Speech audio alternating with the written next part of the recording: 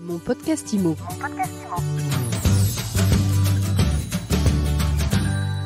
Bonjour, on se retrouve en direct du Salon Rent pour un nouvel épisode de mon podcast IMO et j'ai le plaisir de recevoir, je ne sais jamais si je dis bien ou pas votre nom, Loïs Bourdic. C'est parfait. C'est parfait.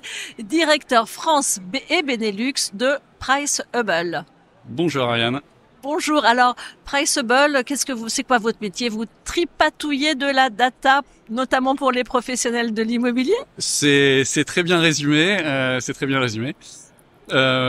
PriceHubble, qu'est-ce qu'on fait? On est une société d'un peu plus de 6 ans maintenant. On est présent dans une grosse dizaine de pays, 11 pays plus précisément. Et nous développons des solutions d'estimation, d'analyse et de conseil pour les professionnels de l'immobilier. On conseille notamment des acteurs institutionnels comme des banques, des promoteurs, des investisseurs, mais également des agents immobiliers. C'est notamment pour ça que l'on est au Rent aujourd'hui. Alors, ces datas sur lesquelles vous vous appuyez, que vous façonnez, elles viennent d'où? Elles sont basées sur l'intelligence artificielle?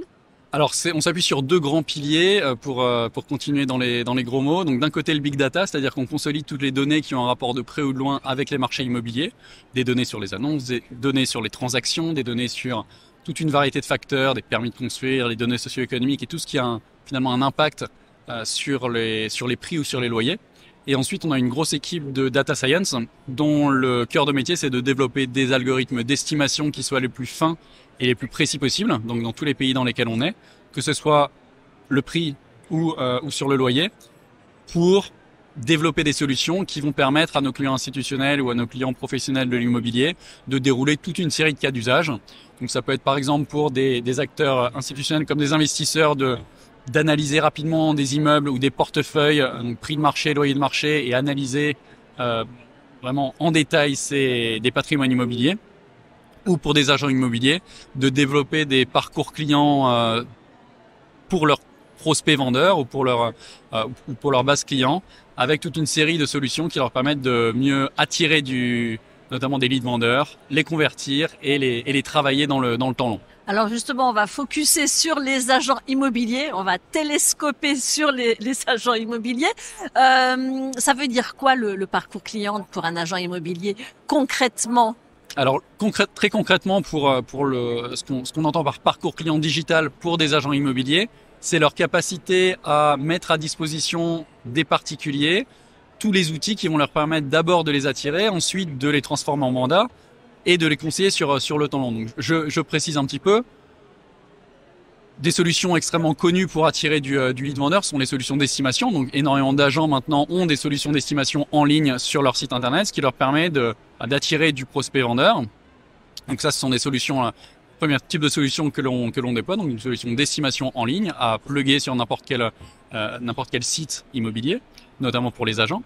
Ensuite, on a des sujets de conseil, c'est-à-dire qu'une fois que l'agent immobilier a attiré un lead vendeur potentiel, tout le sujet, c'est de créer la confiance, de le conseiller, de lui donner le maximum d'informations pour créer cette relation de confiance et, in fine, signer un mandat de vente pour ce bien. Donc, on est vraiment sur les sujets là, acquisition de lead vendeur et conversion de lead vendeur en mandat. Et le dernier gros sujet dans le parcours client qui prend énormément d'importance ces derniers temps, c'est que de plus en plus d'acteurs de l'immobilier ont envie et ressentent le besoin vraiment de travailler davantage leur base client. Donc, ce qu'on entend par base client, c'est tous les particuliers avec lesquels ils ont travaillé ou échangé sur les derniers mois, sur les dernières années. Et en fait, pour ces acteurs-là, ces particuliers sont une mine d'or. Et tout le sujet, c'est de les travailler sur le temps long et vraiment ce qu'on appelle faire du nurturing en termes immobiliers, en termes marketing, donc vraiment du nurturing immobilier, et leur envoyer au bon moment la bonne information sur l'évolution du prix de leurs biens, sur des nouveaux permis de construire qui s'est tombé à côté, sur un voisin, une voisine qui aurait vendu à tel prix son bien immobilier. Donc tous ces scénarios de nurturing, donc vraiment envoyer les bonnes informations au bon moment à leurs clients pour, in fine, de la même façon, redéclencher la discussion et, avec un peu de chance, décrocher un mandat de vente. Alors, combien ça coûte de faire appel à vos services? Alors c'est tout à fait variable. On a des agents immobiliers qui vont être 1, 2 ou 3 collaborateurs et donc là on va commencer sur des tarifications autour de 149 € par mois pour ces agents immobiliers.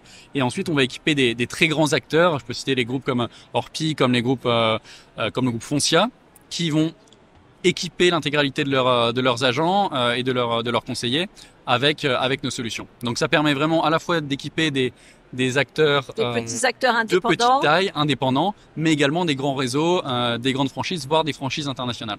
Alors, si on est équipé avec toutes vos solutions, qu'est-ce qui reste comme place pour le métier d'agent immobilier, la partie humaine du métier? Alors, ce dont on est convaincu, nous, de notre côté, c'est vraiment que l'agent immobilier est essentiel. L'agent immobilier ne va pas être remplacé par une technologie, par un outil d'estimation qui ferait tout le travail pour l'agent immobilier. Quand vous êtes un particulier vendeur, vous avez besoin de conseils, vous avez besoin de réassurance, vous avez besoin d'accompagnement sur un bien qui est souvent que ce soit une acquisition ou une vente. Il y a une charge émotionnelle dans cette vente ou cette acquisition. Donc, ce dont on est convaincu, c'est que les agents immobiliers ne peuvent plus faire l'impasse sur la partie digitale, d'où tous les sujets qu'on voit émerger sur les parcours en ligne, les parcours clients digitaux pour les agents immobiliers. Mais les agents immobiliers qui vont réussir, c'est ceux qui sont capables de prendre vraiment à bras le corps ces sujets de digitalisation, tout en ayant, et surtout en ayant, une assise sur un territoire, une assise locale, un réseau humain qui est extrêmement fort et qui leur permet vraiment d'allier le meilleur de l'humain, du conseil et vraiment du service sur mesure, et les atouts du digital qui leur permettent d'aller plus vite, d'attirer plus de prospects vendeurs, de mieux conseiller leurs bas clients. Merci beaucoup Loïs Bourtic, directeur général de Priceable France et Benelux. Merci à vous. Et je vous dis à très vite pour un nouvel épisode de mon podcast IMO à retrouver tous les jours sur MySuite IMO et sur toutes les plateformes d'écoute. Mon podcast IMO. Mon podcast IMO.